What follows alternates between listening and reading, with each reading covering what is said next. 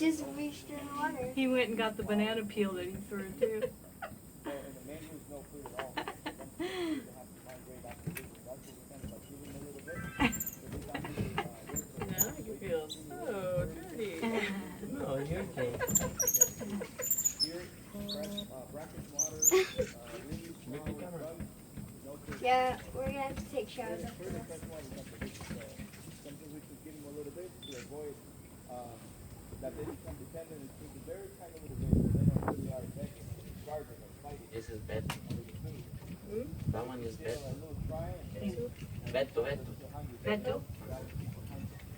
Haven't had a taste of them, but accumulate go up the river and get the fruit there.